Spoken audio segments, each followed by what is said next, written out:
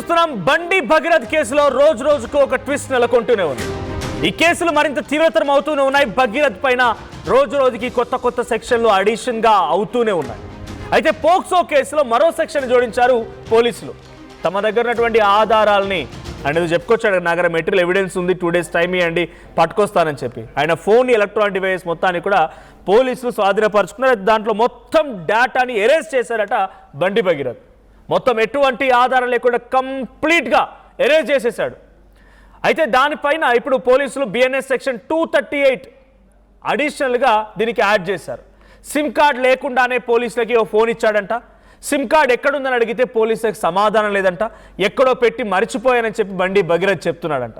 Call data, WhatsApp చాటింగ్లు, social media అకౌంట్లు complete ఒక కొత్త ఫోన్ తీసుకెళ్ళి మనం పోలీసుల చేతికి ఇచ్చినట్టుగానే ఒక నయా ఫోన్ అన్నట్టుగా రీసెట్ చేసి మొత్తం పోలీసులకు ఇచ్చేశారంట. ఆధారాలని ధ్వంసం చేసి పక్కా ప్లాన్తో లొంగిపోయాడు అంటున్నారు పోలీసులు. భగీరథ్ పైన ఇప్పటికే 3 సార్లు సెక్షన్లు మార్చారు పోలీసులు.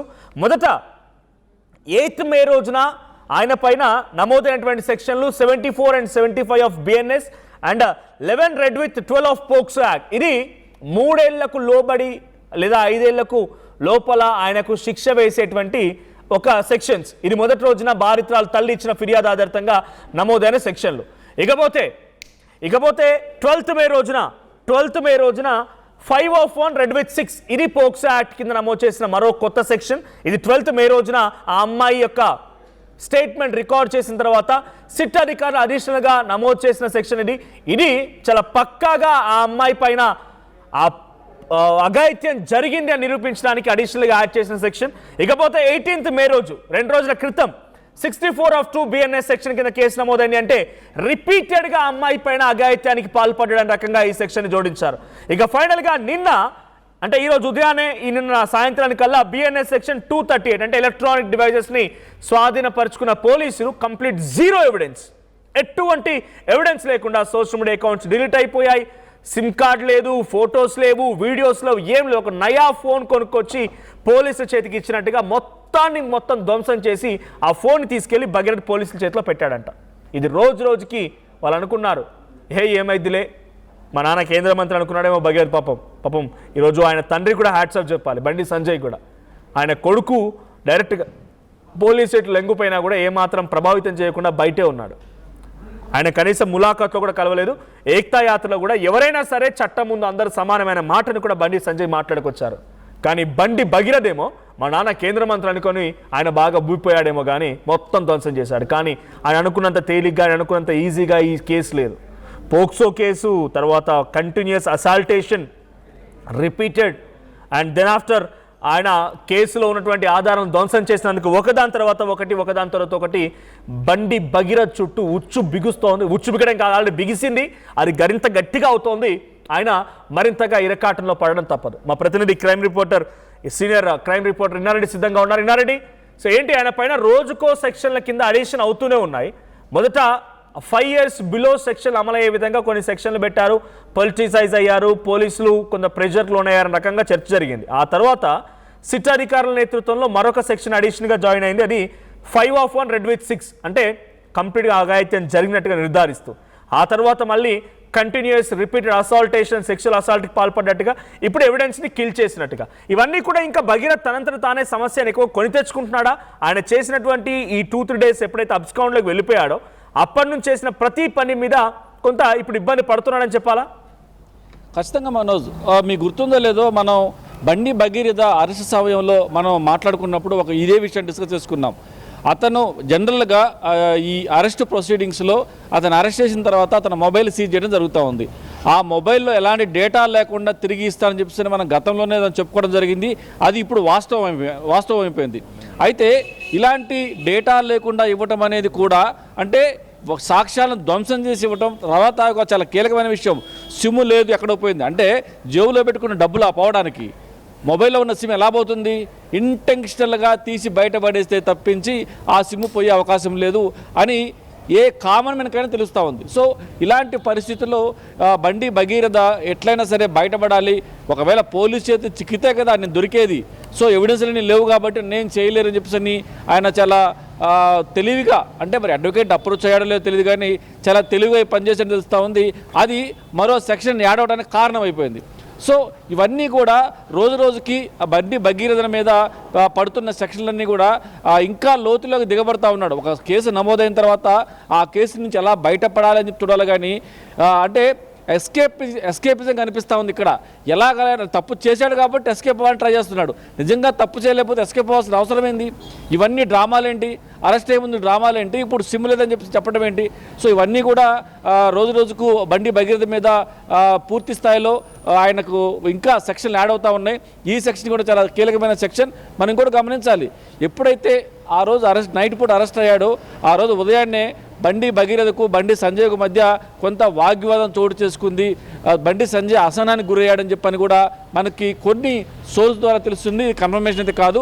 ఏదైనప్పటికీ కొడుకు వల్ల ఇంత స్థాయి, అంటే ఒక వ్యక్తి కింది స్థాయి నుంచి పై దాకా వెళ్ళాడంటే ఎంత కష్టపడితే ఆ స్థాయికి వెళ్తాడు. కొడుకు వల్ల దిగజారిపోయాడు కాబట్టి తండ్రి ఫ్రస్ట్రేట్ అవడంలో తప్పులేదు.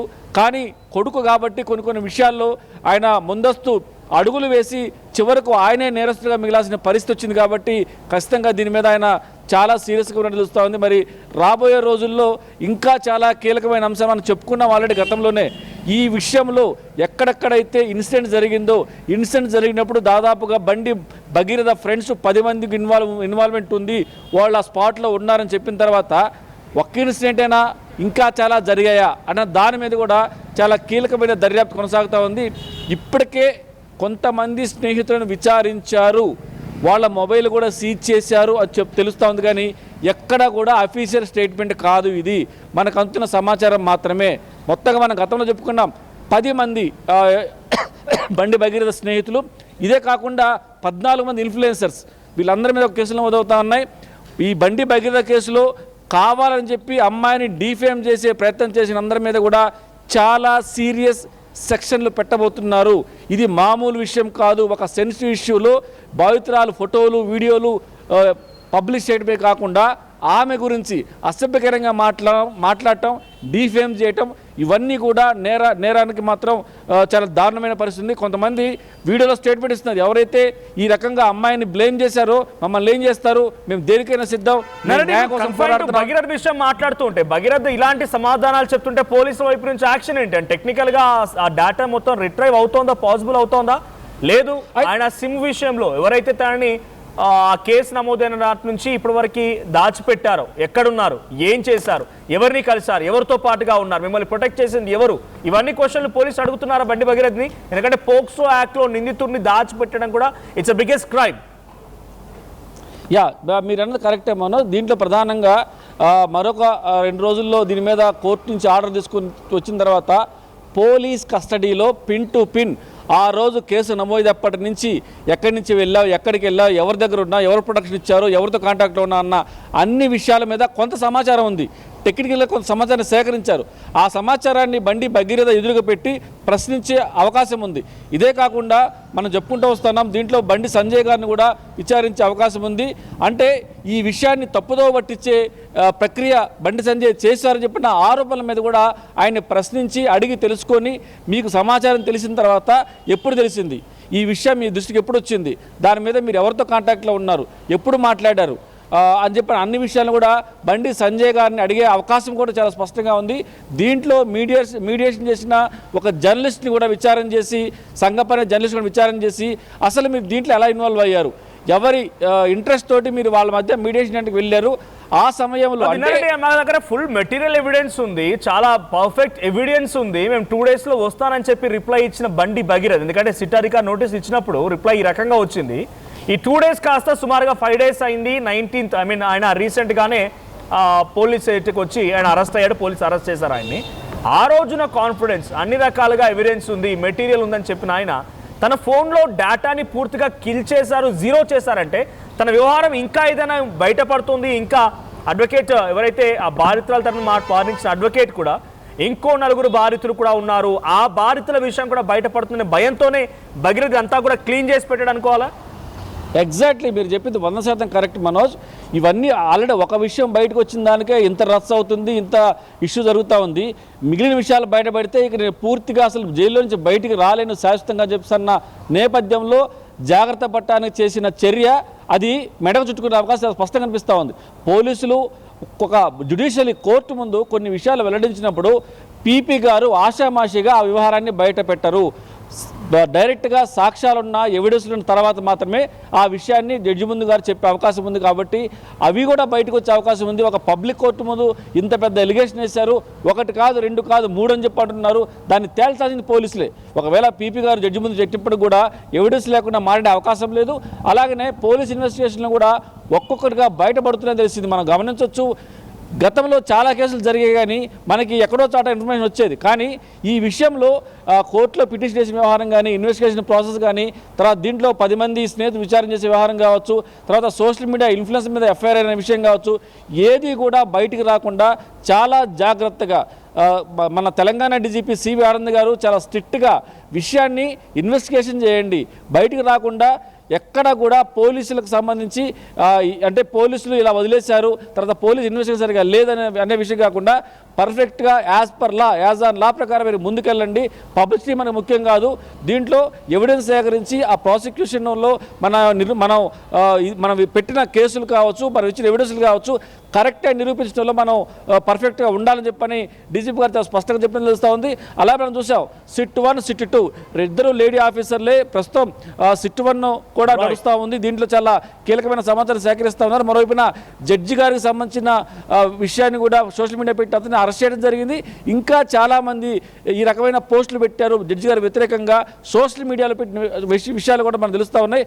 మొత్తం మీద ఈ 2 సిట్లు కూడా చాలా తీవ్రంగా కృషి చేయడమే కాకుండా ఎక్కడెక్కడి నుంచో ఇన్ఫర్మేషన్ సేకరించి తెలంగాణ పోలీస్ దగ్గర ఉన్న హై ఎండ్ టెక్నాలజీ ఏమైతే ఉందో దాని ఆధారంగా ఈరోజు బండి భగీరథ సిమ్ ఇవ్వకపోవచ్చు, మొబైల్ ఇవ్వకపోవచ్చు, కానీ ఆల్టర్నేట్గా ఎలా సేకరించాలి, ఏ రకంగా సమాచారాన్ని తీసుకోవాలని చెప్పి దాని మీద ఆల్టర్నేట్ టెక్నాలజీ కూడా ఉంది. దాంట్లో మొబైల్లో నువ్వెంత డిలీట్ చేసినా కూడా ఖచ్చితంగా దాంట్లో ఇన్ఫర్మేషన్ ఉంటుంది. ఒకవేళ ఇది అంటే ఉపయోగించిన మొబైల్ కాకుండా ఆ మొబైల్ ఎక్కడో పడేసి వేరే మొబైల్ తీసుకొచ్చి సరెండర్ చేస్తే కూడా అది కూడా ఇప్పుడు పెట్టిన సెక్షన్లో చాలా తీవ్రమైన నేరంగా పరిగణించబడే అవకాశం కనిపిస్తోంది. మొత్తం మీద ఎక్కడికక్కడ స్కిప్ అవడానికి చేస్తున్న ప్రయత్నాలన్నీ కూడా చివరకు బండి మెడక చుట్టుకునే అవకాశాలు చాలా స్పష్టంగా కనిపిస్తూ ఉన్నాయి. Manoj. Right, thank you Nareddy, thank you for the updates. మొత్తంగా బండి భగీరథ్ కేసులో మరొక కొత్త సెక్షన్ ని జోడించారు పోలీసులు. సెక్షన్ BNS 238 ని జోడించారంటే పూర్తిగా ఎవిడెన్స్ ని కిల్ చేశాడు. ఆయన ఎలక్ట్రానిక్ డివైసెస్ ని పోలీసులు స్వాధీనపరుచుకుంటే దాంట్లో జీరో ఏం లేదు. ఒక నయా ఫోన్, ఓ కొత్త ఫోన్ తీసుకొచ్చి సిమ్ ఏదని అడిగితే మర్చిపోయాను ఎక్కడో పెట్టానని చెప్పి అన్నట్టుగా భగీరథ్ సమాధానం వచ్చిందన్నట్టుగా తెలుస్తోంది. బట్ ఏదేం జరిగినా ఈ రకంగా ఎన్ని కుట్రలు కుయుక్తులు ఎన్ని రకాలుగా దాచాలనేటువంటి ప్రయత్నం కనిపించినా వాటిని ఛేదించే పనిలో ఉన్నారు పోలీసులు. బహుశా ఆయన పైన వస్తున్న ఆరోపణలు మరింతగా కఠినతరమయ్యే అవకాశం ఉంది. అటు అడ్వకేట్ మాట్లాడుతున్న తరంలో కూడా ఇంకా 4 బాధితులున్నారని చెప్పేటువంటి మాటని అడ్వకేట్ చెప్పుకొచ్చారు బాధితుల తరఫున. కాబట్టి సో ఇవన్నీ కూడా బయటపడిపోతాయి, నా యాక్టివిటీస్ మొత్తం బయటపడతాయనే భయంతోనే భగీరథ్ ఫోన్లో డేటాను డిలీట్ చేశారా? ఆ రోజు నోటీస్ ఇచ్చిన రోజున ఫుల్ కాన్ఫిడెంట్గా 2 డేస్లో వస్తాను, I'm having full material evidence, నేను వాటితో ప్రొడ్యూస్ చేస్తానని చెప్పినటువంటి ఆ కాన్ఫిడెన్స్ ఏడబోయింది? అంత కాన్ఫిడెన్స్ కాస్త ఇప్పుడు ఫోన్ డేటా మొత్తం డిలీట్ చేసే వరకు వచ్చిందా? ఇంకా ఏమైనా కొత్త అంశాలు ఉన్నాయా? ఏదైనా బయటపడుతుందనే బండి భగీరథ్ అన్నింటిని డిలీట్ చేశారా అనే కోణాల్లో కూడా పోలీసులు చూస్తున్నారు. సో మీ అభిప్రాయం ఏంటి? ఇంకేదైనా కొత్త అంశం బయటపడుతుందనే భయమే భగీరథ్ని వెంటాడి ఈ ఫోన్లో డేటాని, సిమ్ కార్డ్ని కూడా తీసివేసే రకంగా చేసిందా? మీ అభిప్రాయం ఏంటి? కామెంట్ చేయండి.